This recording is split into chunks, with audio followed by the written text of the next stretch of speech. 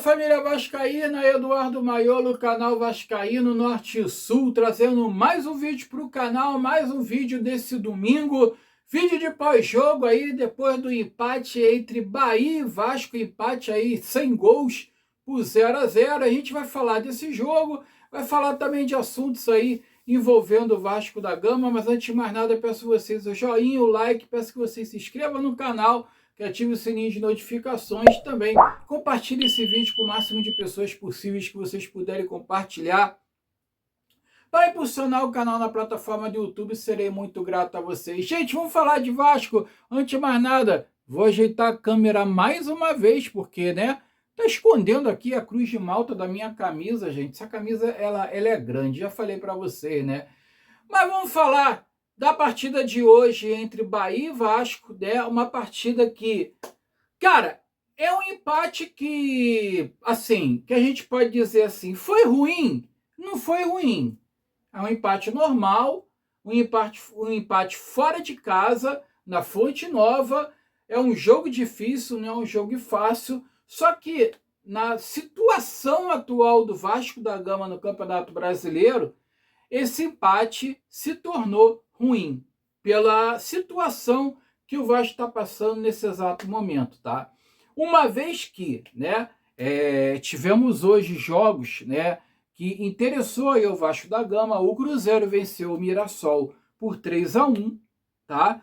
O Palmeiras empatou com o Internacional em 0-0, são clubes aí que estão disputando aí para sair da zona de rebaixamento junto com o Vasco. O Santos perdeu em casa para o Atlético Paranaense de 2-0, cara. Olha, surpreendente, porque o Atlético Paranaense não é um time assim, fora de casa, não é um time assim muito forte. Eles são muito fortes lá na Arena da Baixada, naquela grama sintética lá, naquele society deles horrível, né? Horroroso. Agora, fora de casa, o Atlético Paranaense não costuma ser um time ali que incomode bastante, mas venceu do Santos por 2-0 dentro da Vila Belmiro. Eu não sei nem se o Neymar jogou, tá? O Corinthians ganhou do Bragantino por 2-0, né?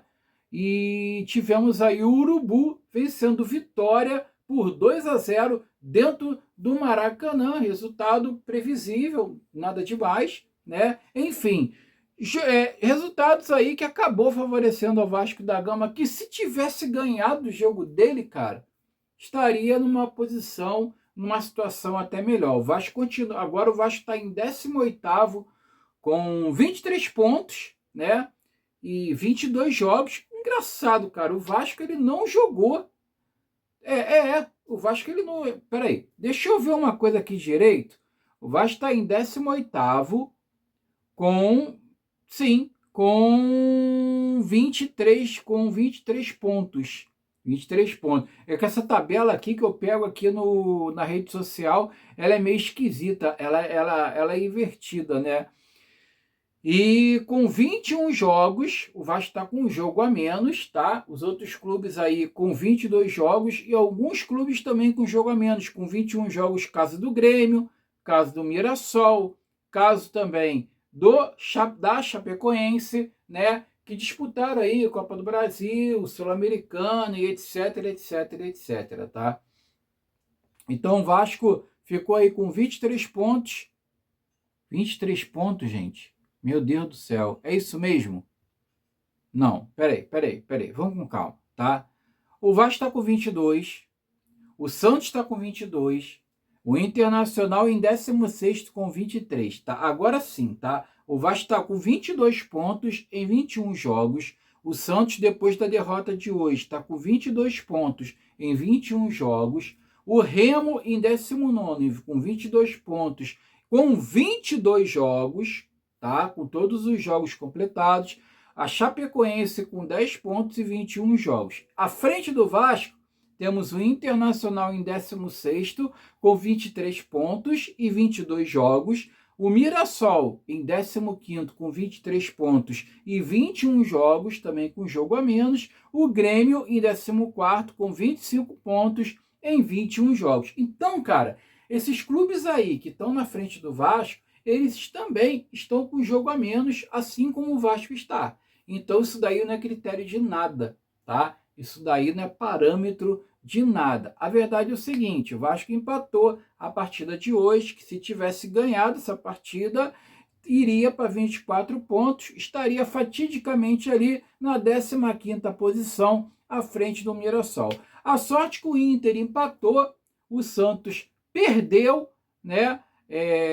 O Mirassol também perdeu para o Cruzeiro acabou vencendo do Mirassol no final por 3-1, o jogo estava empatado, o vídeo de pré-jogo eu tinha falado que estava 1-1 a partida lá no Mineirão, entre Cruzeiro e Mirassol, né? O Grêmio, o que foi, o que aconteceu com o Grêmio? Deixa eu ver aqui, cara. O Grêmio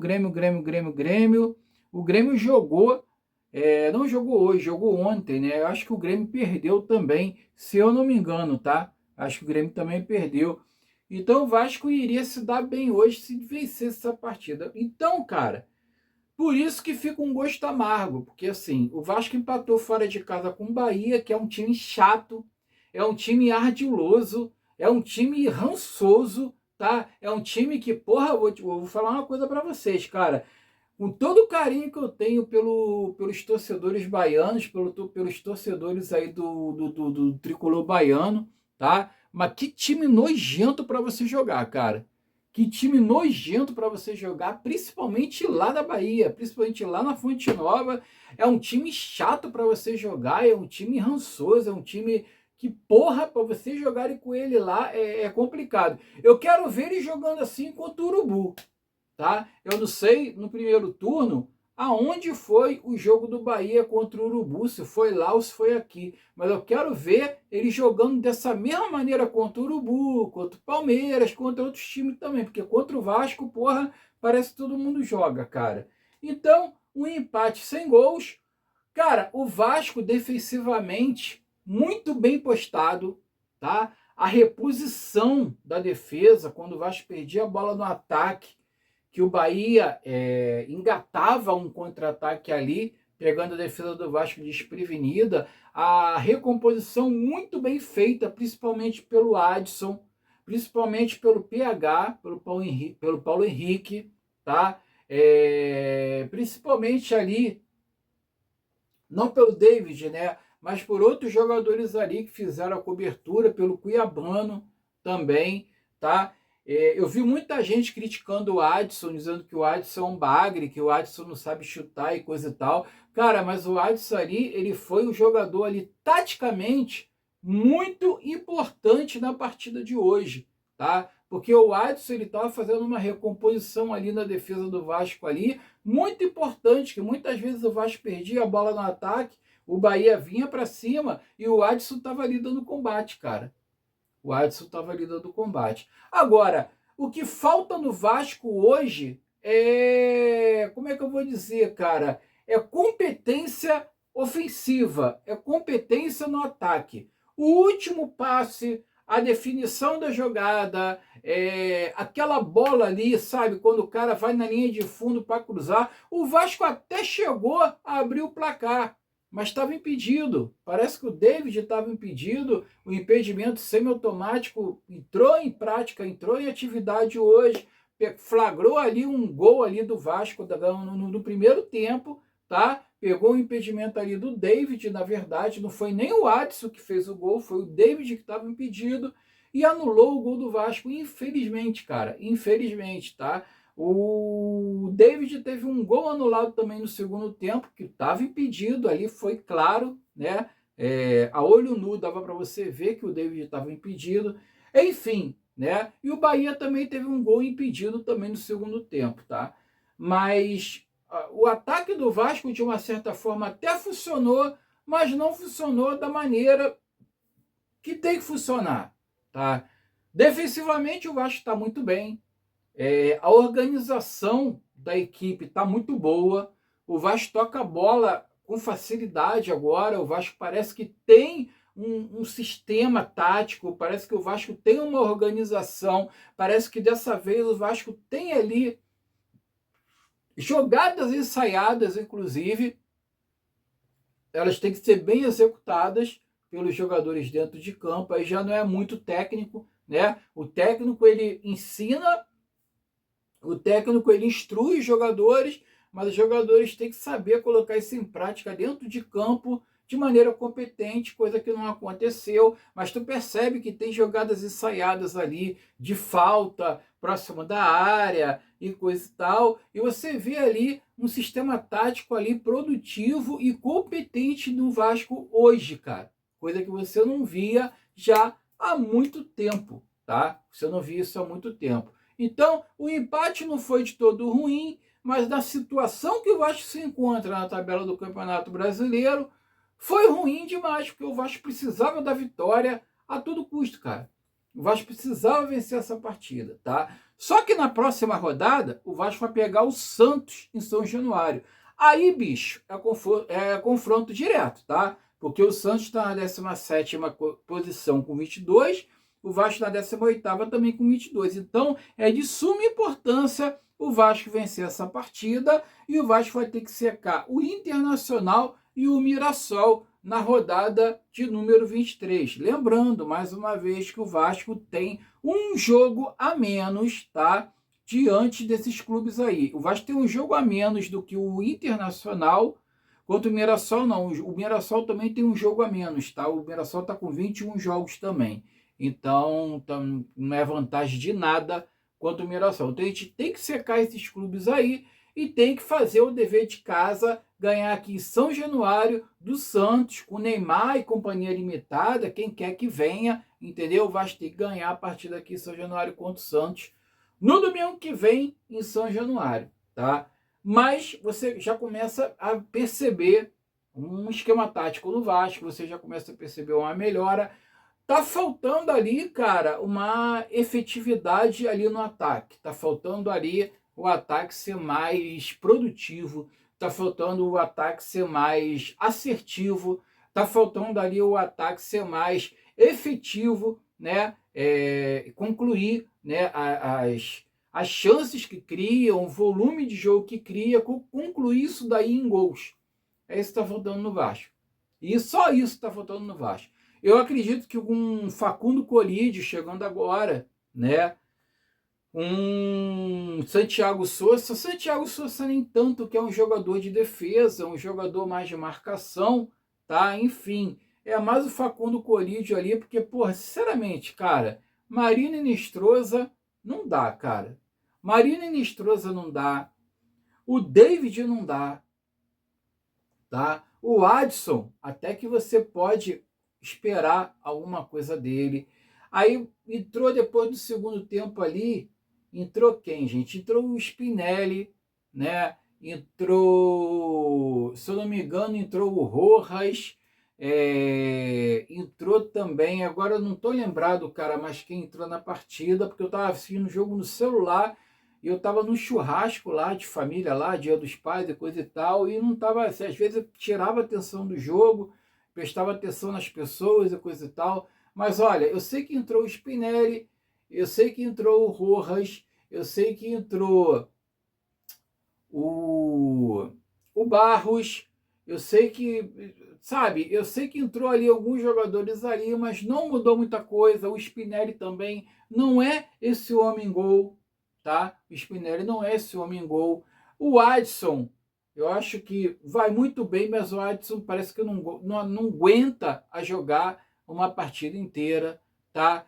Entrou ali alguém no lugar do Jair também, né? Acho que foi justamente o Cauã Barros, porque o Jair não está aguentando jogar uma partida inteira, porque muito tempo em inatividade por causa de contusão.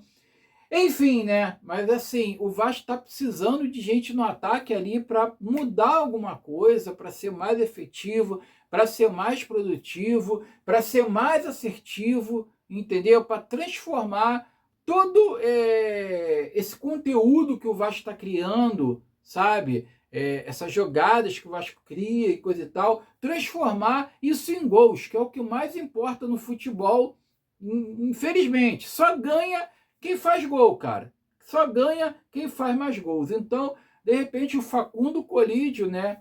Estreando agora, talvez seja esse cara aí que vai dar uma mudança no ataque. E se vier o Brian Rodrigues, né, cara? Esquece, né? Esquece. Ah, lembrando, O Andrés Gomes não jogou hoje porque sentiu o pé. Na verdade, ele já estava sentindo esse pé já há muito tempo. Ele vem jogando um sacrifício já há uns 2 jogos e foi poupado da partida de hoje aí no último minuto no aquecimento. Deu lugar ao David. Então, quer dizer, cara, era um jogador titular aí que de repente fez falta hoje, né? Que é um jogador que poderia agregar mais no ataque vascaíno hoje. Infelizmente não jogou.